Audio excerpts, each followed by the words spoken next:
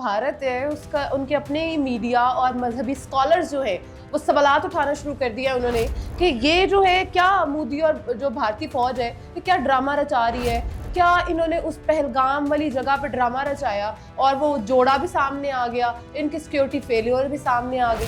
भारत की जो अवाम है वो सबसे बड़ी बेवकूफ है कि जिसको आज तक लाशों, पाकिस्तान के खिलाफ जंग, जुल्म, खून और मजहब के नाम पर इलेक्शन में उनसे वोट लिए गए और उनको ये नैरेटिव आज तक बेचा गया। दिल्ली के अतराफ के अंदर इतनी गुर्बत है कि आप अफ्रीका की गुर्बत को भूल जाएंगे। दिल्ली के अतराफ में इतना दंगा फसाद है, मुंबई में आज भी डॉन नेटवर्क पूरा भरपूर तरीके से चल रहा है। बॉलीवुड के बड़े बड़े स्टार्स को वो जो डॉन्स हैं वो धमकियां देते हैं। आज दुनिया को समझ आ रही है पाकिस्तान एंटी टेररिज्म स्टेट और Bharat India state terrorism sponsor state है।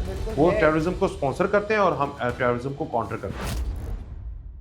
बिस्मिल्लाहिर्रहमानिर्रहीम, अस्सलाम वालेकुम। मैं हूं ज़ुलेखा नासिर और आप देख रहे हैं ह्यूमंस ऑफ पाकिस्तान। हमारे साथ मौजूद है वकास फलाना और बात करेंगे आज इंडियन मीडिया के उन ड्रामों पे जो इन्होंने शुरू किए हुए हैं। खुद पंगा लेते हैं, खुद आते हैं और खुद ही आकर जो है फिर वापस भाग जाते हैं। क्या कहेंगे आप? मैं तो कुछ नहीं कहूंगा, मैं तो इंतजार कर रहा हूँ कि इस दफा आ नहीं रहे। आप तो कह रही हैं आते हैं चले जाते हैं। हाँ, बॉर्डर तक आते हैं ना, फिर उसके बाद वापस चले जाते हैं। तो हम तो तकरीबन लाहौर सारा रहते ही बॉर्डर के करीब है। ज़्यादा बेहतरीन जो हमारी सोसाइटीज़ और जगह हैं वो बॉर्डर के करीब हैं। बॉर्डर के उस पार इंडिया है, वहाँ पर मेरे ख्याल से पंजाब और सारा उसका इलाका है। तो वो तो पुरअमन लोग हैं, अच्छे लोग हैं, लेकिन उसके ऊपर जो हुकूमत बैठी हुई है वो बड़ी जालिम है। चाय वाले हैं ना, चाय वाले एक चाय वाला मुसल्लत कर दिया। तो अब फिर हमारे पास भी एक चाय वाला था, बड़ा फेमस हुआ था, आजकल यूके में बिजनेसमैन है। और पता लगा कि वो भी पाकिस्तानी नहीं है। अच्छा, वो भी अफगानी था। अच्छा, ये चाय वाले जो भी चाय वाले हैं ना वो सारे बड़े मासूम हैं। अच्छा, मुझे ये बताएं कि जो भारत है उसका उनके अपने ही मीडिया और मजहबी स्कॉलर्स जो है वो सवालात उठाना शुरू कर दिया उन्होंने कि ये जो है क्या मोदी और जो भारतीय फौज है ये क्या ड्रामा रचा रही है, क्या इन्होंने उस पहलगाम वाली जगह पर ड्रामा रचाया और वो जोड़ा भी सामने आ गया, इनकी सिक्योरिटी फेलियर भी सामने आ गई। मैं आपको एक बात बताऊं, मैं ना आज तक पिछले तकरीबन 12-15 साल से तो मैं अपनी ये लाइफ में हूँ जिसमें मैं पॉलिटिक्स को देख भी रहा हूँ, समझ भी रहा हूँ। तो इन 10-15 सालों में मैंने जो देखा ना यूनिवर्सिटी से लेकर अभी तक, मैंने ये नोट किया है कि मुझे लगता था कि पाकिस्तानी कौम सबसे बड़ी बेवकूफ़ कौम है जो कि लोगों के नैरेटिव में आ जाती है। मतलब लोगों से मुराद है पॉलिटिकल तमाम रॉन्ग नंबर्स। उन्होंने तो मूवी बनाई हुई ना रॉन्ग नंबर पे। मुझे ये लगता था कि पाकिस्तानी कौम वाहिद कौम है दुनिया के अंदर, इनको रेवड़ की तरह कोई भी हाँक सकता है, लेकिन मैं गलत साबित हुआ। मुझे पता चला कि हमारे हमसाये में मशरिक में भारत है जिसकी अवाम सारी नहीं, वो तो 1 अरब से ऊपर है ना, 1.5 अरब है, सारी नहीं, लेकिन उसमें तकरीबन 50-60 करोड़ लोग ऐसे हैं और वो कई देशों से बड़े हैं। कई प्रधानमंत्रियों से, एक जो उनका सीएम है ना उसकी ज्यादा पॉपुलेशन है। कई मुल्कों के प्रधानमंत्री भी उतने पावरफुल नहीं है जितने उनके सीएम पावरफुल हैं, जो कि आरएसएस के नजरिए के ऊपर खड़े हैं, क्योंकि उनकी आपस में वो एक गठजोड़ है अगेंस्ट मुसलमान, अगेंस्ट लोअर जात, तो अपने कॉन्स्टिट्यूशन की वो वायलेशन करते हैं। तो मुझे लगता था कि पाकिस्तानी कौम सबसे ज़्यादा बहकावे में आती है, लेकिन मैं गलत साबित हुआ। हमारी कौम हुब्बुल वतनी जज्बा सब कुछ इनके पास है। हमारे पास तो एक सेगमेंट था जो कि छोटा सा सेगमेंट था जिसने बहुत ज़्यादा प्रोलिफरेशन करके सोशल मीडिया पे बता दिया कि शायद सारी कौम जो है वो पाकिस्तान और पाकिस्तानियत के खिलाफ है, जो कि हमने 2 साल हमने एक्सपीरियंस किया। तो उससे ये नज़रिया बन रहा था कि शायद जो कौम है पहले वो रेवड़ की तरह थे, अब इनको होश आई है। गलत। ना वो पहले रेवड़ थे पाकिस्तानी, ना इनको होश आई है। पहले भी वो पाकिस्तानी थे, आज भी पाकिस्तानी है। थोड़ा सा भी मसला होता है हम मुहब्बल वतनी में बगैर क्वेश्चन किए अपनी रियासत और अपनी फौज के साथ खड़े हो जाते हैं। भारत की जो अवाम है वो सबसे बड़ी बेवकूफ है कि जिसको आज तक लाशों, पाकिस्तान के खिलाफ जंग, जुल्म, खून और मजहब के नाम पर इलेक्शन में उनसे वोट लिए गए और उनको ये नैरेटिव आज तक बेचा गया। इंडिया में सबसे ज्यादा लोग वो हैं जिनको रोटी खाने को नहीं मिलती मगर वो भक्त हैं। वो एक नजरिए के भक्त हैं। वो क्या करते हैं, डंडा पकड़ते हैं, उसके ऊपर पेट्रोल छिड़कते हैं और जाके मुसलमानों की प्रॉपर्टी को आग लगा देते हैं, क्योंकि उनको कहा जाता है, उनको पता नहीं चलता ये अरबों की जो प्रॉपर्टी हम जला रहे हैं ये हमें नुकसान नहीं बल्कि हमारे मुल्क में फायदा पहुंचा रही है। मगर वो इतने बेवकूफ, इतने जाहिल हैं कि आज तक उन्होंने बाबरी मस्जिद से लेकर गुजरात जो मैस्कर हुआ था, जो गुजरात में दहशतगर्दी हुई थी, उससे लेकर आज तक उन्होंने एक बंदा जो चाय बेचता है, जिसकी औकात ये है, अकल ये है कि वो सिर्फ और सिर्फ चाय वाला था, लेकिन वहां पर निजाम ही ऐसा है। मैं उनकी आजकल ट्रेडिशनल मूवीज, उनकी ना जो डोमेस्टिक पॉलिटिक्स है उसकी मूवीज देखें, आप वेब सीरीज देखें, वो आपको ऐसा जबरदस्त इंफॉर्मेशन मिलेगी कि उनका क्या होता है। हमारे यहाँ तो बहुत ज्यादा डेकोरम है to elect national assembly member, लेकिन उनका जो एमएलए है उसको इलेक्ट करने का कोई डेकोरम नहीं है। बदमाश हमारे भी हाँ बहुत ज्यादा, लेकिन मेजोरिटी हमारी नहीं है। वहां पर दहशतगर्द, अंडरवर्ल्ड डॉन, बदमाश और कातिल, और मुसलमानों के कातिल, और मजहब के ऊपर बहुत ज्यादा नफरत फैलाने वाले लोग, और पाकिस्तान के खिलाफ। ये 4-5 फैक्टर्स हैं जो एक बंदे को जो इसके ऊपर ग्रिप कर लेगा, वो इसको मेंबर लेजिस्लेटिव असेंबली का बना देगा, चाहे वो सूबे का होगा या उनका विफाक जो उनका लोकसभा है वहां पर होगा। तो इस बार हुआ क्या, 2007 से लेकर आपको पता है, मैं थोड़ा सा ना आपको प्रीफेस बता रहा हूं कि मुझे कैसे लगा कि उनकी कौम सबसे ज्यादा बेवकूफ है। 2007 में वाकया करवाया इंडिया ने, खुद करवाया, बालाकोट करवाया, पुलवामा कराया, मुंबई अटैक करवाया 7 से लेकर 2019 तक। फिर उसके बाद उनकी अवाम ने मिनोअन तस्लीम किया, हाँ जी पाकिस्तान गिरेगा। मैं आपको बता रहा हूँ, बेवकूफ बनाया गया, उनके जज्बात भड़काए गए, उन्होंने वोट दे दिया, वो बंदा दोबारा इलेक्ट होकर उनका प्राइम मिनिस्टर, प्रधानमंत्री बन गया। अब प्रधानमंत्री ने एक तो इंडिया को आइसोलेट किया हुआ, उनके दिल्ली के अतराफ के अंदर टॉयलेट्स नहीं बनाए, दिल्ली के अतराफ के अंदर इतनी गुर्बत है कि आप अफ्रीका की गुर्बत को भूल जाएंगे। दिल्ली के अतराफ में इतना दंगा फसाद है, मुंबई में आज भी डॉन नेटवर्क पूरा भरपूर तरीके से चल रहा है। हॉलीवुड के बॉलीवुड के बड़े बड़े स्टार्स को वो जो डॉन्स हैं वो धमकियां देते हैं। सिद्धू मूसेवाला को मार दिया उन्होंने, इतना बड़ा स्टार। तो वहां पर हालात तो ये हैं। तो मसला ये है कि उनके अंदर टेररिज्म, उनके बाहर वो एक्सपोर्ट करते हैं टेररिज्म। और अफसोस की बात है कि पाकिस्तान की फजाई हदूद को इस्तेमाल करते हुए अफगानिस्तान में वो अपने स्टेट एक्टर को भेजते थे, और वो वहां से बराहे रोड और बराहे जो बॉर्डर है वो पाकिस्तान में आके सुबह बलूचिस्तान और केपीके में दहशतगर्दी करते थे। ऐसा ही है, उन्होंने मूवीज बनाई हुई है प्रॉपर इसके ऊपर कि हम देखें जाके उस मुल्क में अफरा तफरी मचाते हैं, और बस वो बॉलीवुड की मूवी तक ही है। और उसमें वो करते हैं पाकिस्तान के सुबह बलूचिस्तान को और केपीके को डिस्टेबलाइज करने में और उस वहां पर दहशतगर्दी करने में उनका बहुत बड़ा हाथ है। और यही वो मूवीज में दिखाते हैं, इसी से वो अपने अवाम को हिप्नोटाइज करते हैं। उनकी अवाम बेवकूफ बन के इस बंदे को वोट दे देती है, ये दोबारा प्रधानमंत्री बन जाता है। ये पहला वाकया हुआ है जहां पर इंडियन अवाम को होश आ गई। ये पहला वाकया हुआ है 15-16 की 2007 से लेकर आज कितने साल हो गए, 18 साल हो गए।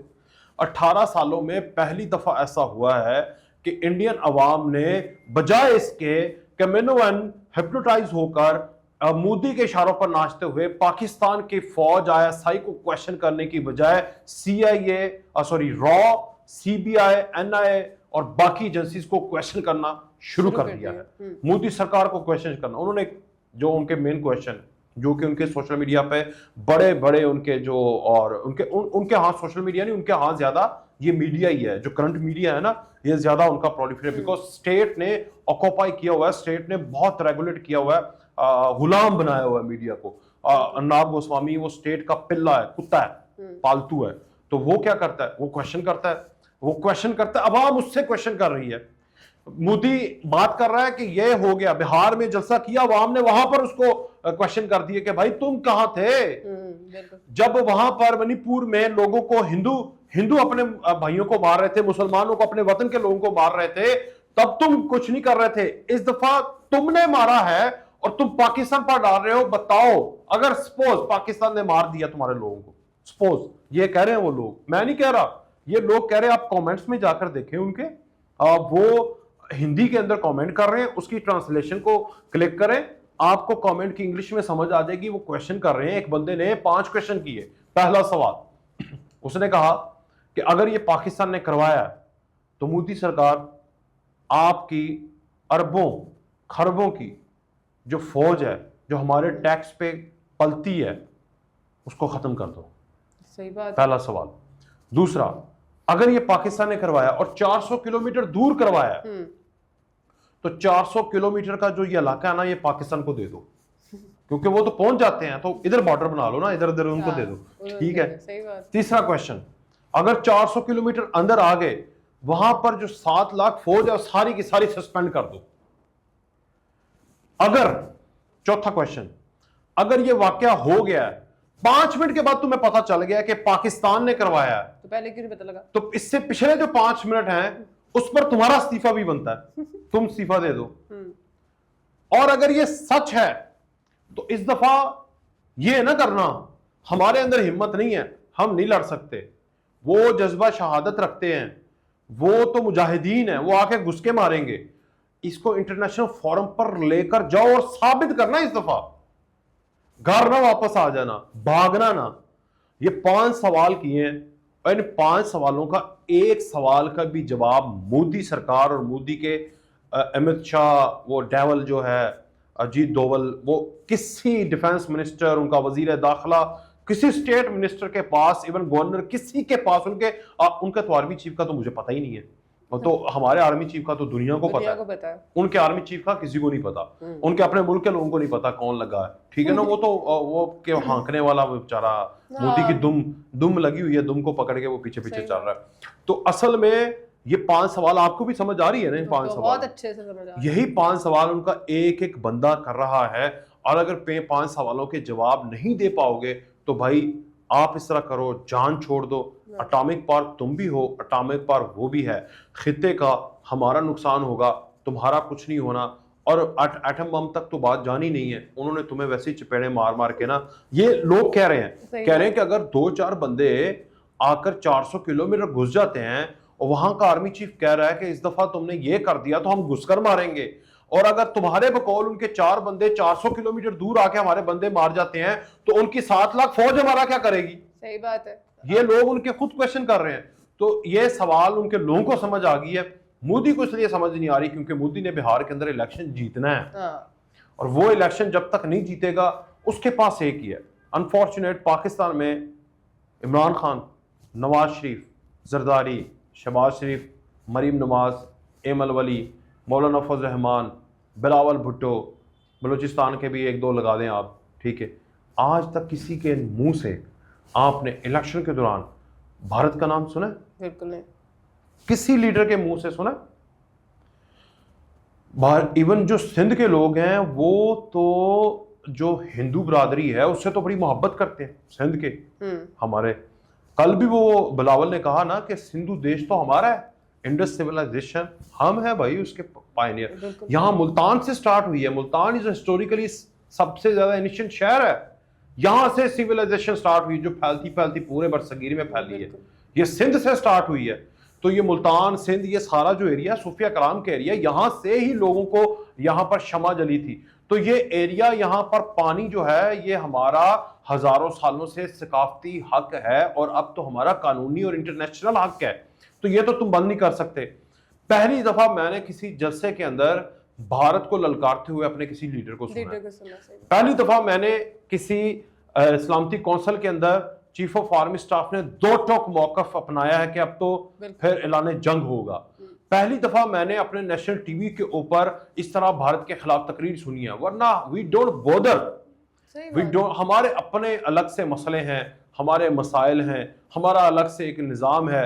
हमने तो ये ना होता वाला क्या है, वो आपने देखा ना कि कुछ लोग कहते हैं कि यार इधर तो मैं बारी मारती हूं, मैनू नहीं पता इधर की हो रहा है, ऐसा होता है ना, असी कंध करती हुई है, असी कंध करती हुई है, वी डोंट नो कि उस पार क्या हो रहा है। हमारे लिए ये सारा इस तरफ जो मगरिब का इलाका है, ऊपर चाइना है, फिर उस तरफ हमारे पास ओशन है, वहाँ ऑस्ट्रेलिया तक, यहाँ लैटिन अमेरिका तक, उधर नॉर्थ अमेरिका तक, ये सारी दुनिया हमारे पास खुली पड़ी है।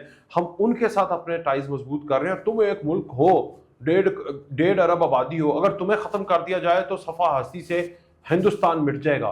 पाकिस्तान को वैसे तो कलमे की बुनियाद पर, ला इलाहा इल्लल्लाह की बुनियाद पर बना है। अगर इसको भी कुछ होता है तो पीछे 55 मुल्क मजीद पड़े हुए हैं। तो इसलिए तुम फिक्र ना करना, वो तुम्हें नोच नोच के खाएंगे और वक्त आएगा हमारा इत्तेहाद होगा।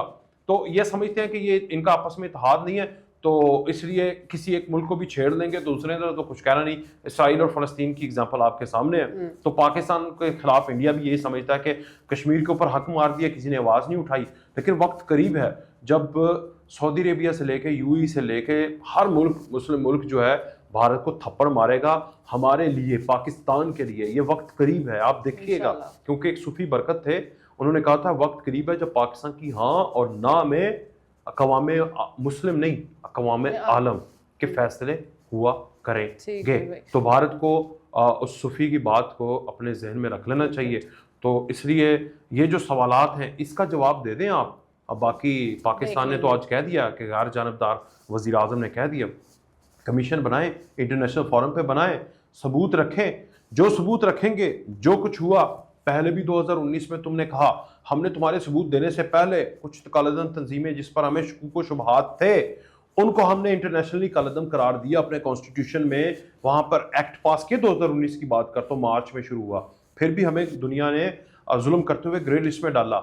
हमने वो साबित किया, हम ग्रे लिस्ट से बाहर आए। हमने 2-3 साल की जिद्दोजहद करके दुनिया को प्रूव किया।